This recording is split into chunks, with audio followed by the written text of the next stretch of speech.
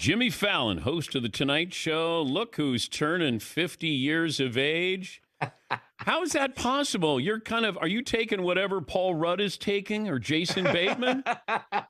Yeah, no, I'm starting to feel it, bud. It's happening. It's 50's coming. It's here. Okay, and you get to be 50, you start playing a little more golf. Maybe you're not doing as much work. You maybe want to slow down a little bit. Now you're out there, with this grudge match with DJ Khaled. How'd this come about?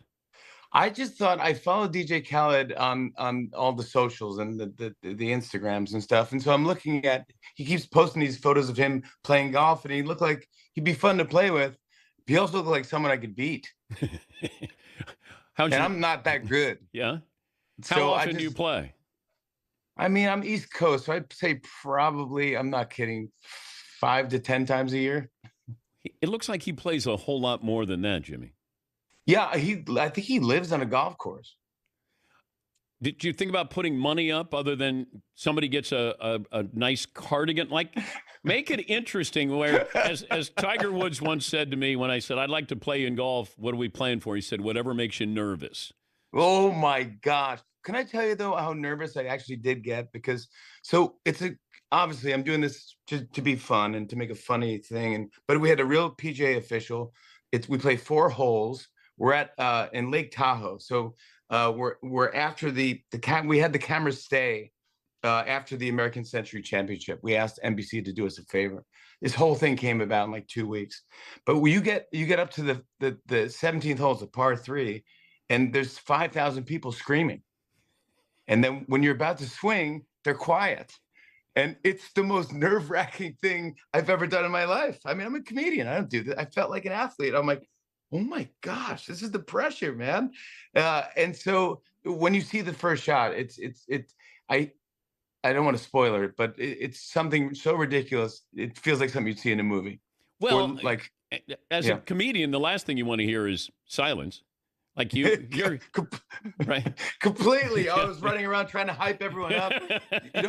What's funny? We were talking to. I sent DJ Khaled a text and I said, "Hey, dude, you just look like you'd be fun to play with. Maybe I could challenge you on the show and we'll do something." And he goes, "Yeah, maybe I'd be down with that. I just gotta check my schedule." And then I just challenged him on the show for real. And I said the winner will get, instead of a green blazer like the Masters blazer, gets a red cardigan sweater. Okay. And we really hype it up, and that'll be the gift that the winner gets. So I challenged him on the show live, and the next day he happened to be in New York, and he came on the show and accepted.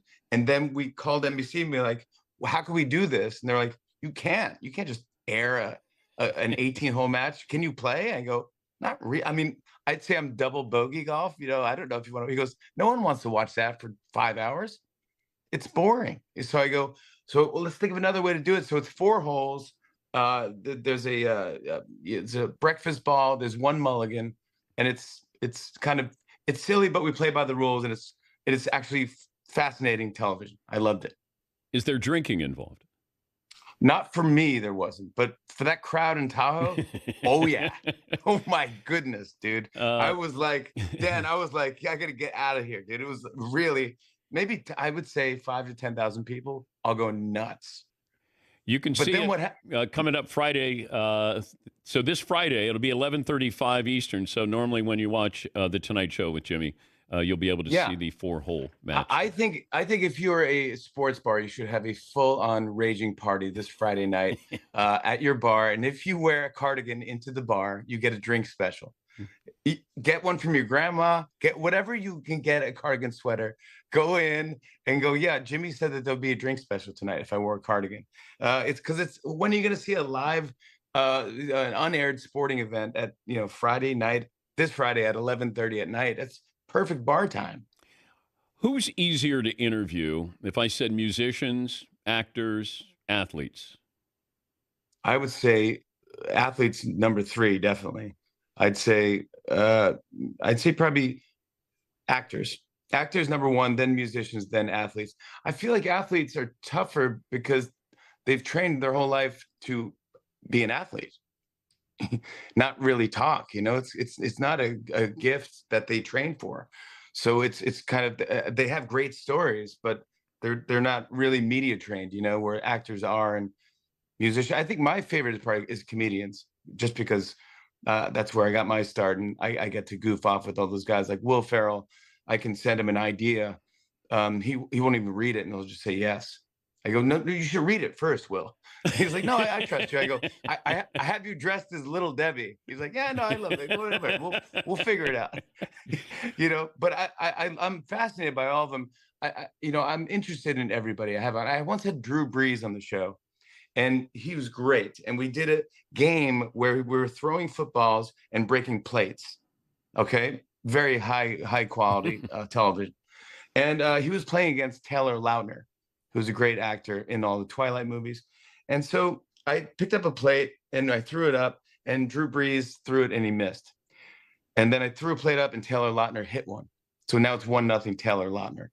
Second one, I throw up, Taylor Lautner hits his second plate. If he hits one more, he wins. All of a sudden, Drew Brees stops having fun. Oh, he goes into this. Yes. He goes into this mode. Red laser eyes came out of his. He was like jumping up and down, and it was like not fun anymore. He was throwing. Before I let go of the plate, it was disintegrating in my hand. He was like, "I'm not losing to this actor." Well, I experienced that firsthand in Tahoe, of all places. I'm playing golf with him in the Century tournament. Yeah. I'd made back-to-back birdies. I'm on the fringe of the green with a chance for 3 in a row. He walks by me as I'm getting ready to putt, and he says, I can't believe that you could possibly have 3 birdies in a row. Like, with such disdain for me. We got done with the round, Jimmy, and he was so upset with his round. He parred the par 5 last hole, and he walked off the green. He didn't shake my hand or Ben Roethlisberger's hand. He was so upset. And I see him the next day, and I'm like, oh, my God. The last guy I want to run into is Drew Brees. And I'm on the range, and my caddy goes, here he comes. I go, oh, my God. He walks by, and he goes, hey, Dan, how you doing? I go, good. It doesn't even say anything about yesterday. Yeah, and I didn't bring it up. No, he did that whole locked in, laser focused. Didn't even shake Ben Roethlisberger's hand. These athletes don't like to lose. I remember beating Tiger Woods at a video game of his own game. Yeah. And who cares? I mean, it's a video game. So clearly, you're Tiger Woods. He got so mad. And I go, hey, Tiger, if you hold it was a Nintendo Wii. I said, if you hold the button down and shake it, it gives you backspin. He goes, don't tell me how to play my game. I'm like, dude, it's this whole thing's a joke. What are you doing? But when you see this thing Friday night, it is it's so silly, but it's funny, but it's real. We have a PGA official, so it's all by the rules. It starts raining. There's thunder and lightning. It's honestly the most everything that could happen happened. I couldn't have written it better. And he's a great guy to play with. Are you still a Jets fan? Yeah, I am. It's kind of that thing where you just kind of almost, I don't know. It's not giving up. It's just you go, there's other things in life I can do. I can do others. I can watercolor paint. I can do anything. I just don't. Why do it to yourself? And then I'll find myself rooting for the Giants too, just because they're New Yorkers and they come on the show all the time. And Strahan will get mad if I don't.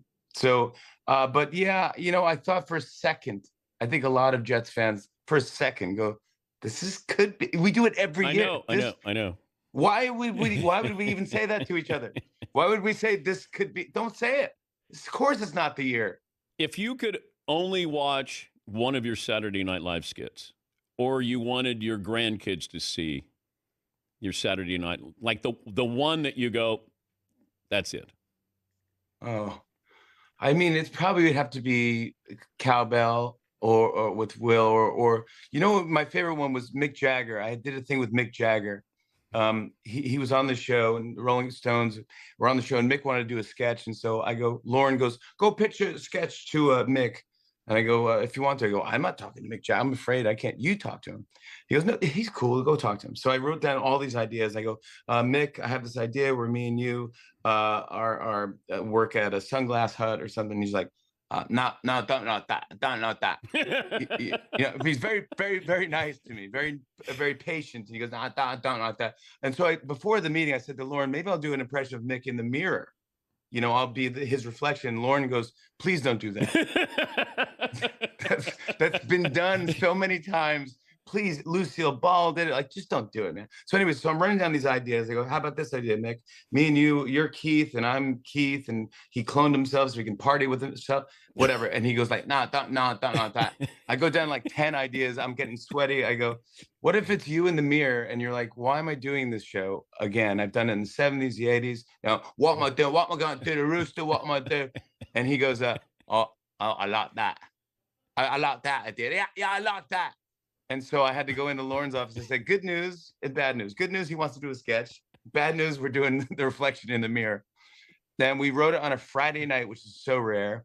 Usually you write on a Tuesday night. We wrote on a Friday night, got the set done. They made the best reflective set where everything's backwards in the mirror. And we rehearsed it once and did it on Saturday night, and the place erupted. I think it was, for me, it was a perfect sketch for me. Let me see a little bit. You got a purple blouse on or something here. Yeah. I'm wearing a purple. We're both wearing matching Mick Jagger purples, satin blouses, and we're like, "What you're going to do the rooster? Go do the rooster! Come on, what are we gonna do? I'm pointing my finger at you. I'll keep pointing. What am I pointing at?" It just got out of control, and I was brand new on SNL, and I remember. He loved it so much that he put his hand through the mirror and shook my hand, and the place was shaking, and I was hot from all the applause. It was just really exciting moment for me because I'm just such a fan of his, and I love that sketch. Any of those ones where the place rocked, I'm very lucky to get those sketches. But even the last year, it felt like on Saturday Night Live, everybody was intent on cracking you up. Like the goal was to make you not get through a skit. It was painful, Dan. It was painful. Everybody, because they knew I'm an easy laugh. I just love. I'm a fan of comedy, and it's very unprofessional of me. But Will Ferrell we would do a sketch where we were in a hot tub together, and him and Rachel Dratch were this creepy couple that would get in the hot tub. At a hotel, there were those creepy couple that would get in, and he would eat like a duck leg or something, and he'd go like, "How are you?" And then every time I talked, his hand would pinch me under the water because he knew I would start laughing. Oh, that's not in the script for him to do it. He just is pinching. Okay. Yeah. And so he would do that, or Molly Shannon would do stuff she just knew, would look at me and just make me laugh. And Tina Fey and they would crack me up. And I'm like, and Horatio Sands. And I would just get in trouble, and they didn't like it. I had one line in Cowbell, and Will Ferrell and Chris push each other, and Will's wearing a shirt where his guts hanging out the bottom and his glasses fall off, and he looked like an insane man. And I had my one line and I flubbed it, and then everyone was mad at me. It's like they wouldn't put me in sketches. I got in trouble. He's Jimmy Fallon, The Tonight Show, coming up this Friday, 11:35 p.m. Eastern on NBC. It's the big showdown that everybody's talking about. It's the Cardigan Classic with DJ Khaled, and there's a little bit of everything in there. A little bit of everything. It's really fun, but it's a good hour, and it flies by quickly. It also repeats on Peacock the next day, and then Golf Channel on Monday night. Good to talk to you, Jimmy. Thanks for joining us. You're the best, bud. Always good to talk to you. Thank you. I appreciate you having me on. Keep it up. Keep up the good work. It's Jimmy Fallon. Now, a few years ago, I was on Fallon, and Paulie went with me, and we're in the green room, and Jimmy always, comes by and says hello to who's ever going to be on the show. And so it's seconds before he's going to go out and do his monologue. And he walks in, he goes, everything okay? I mean, is it good? Just tell me, need anything? You let me know. I'm excited to have you. And then I'm going, oh, okay, stopping by, a little bit before he goes on the show. He walks out of my dressing room, and then like 6 seconds later, ladies and gentlemen, Jimmy Fallon, and I'm like, he was just here 6 seconds ago. He just cool, calm, collected, had the Roots there as his house band. So, and I think his show just got extended a few more years. I think they just announced that.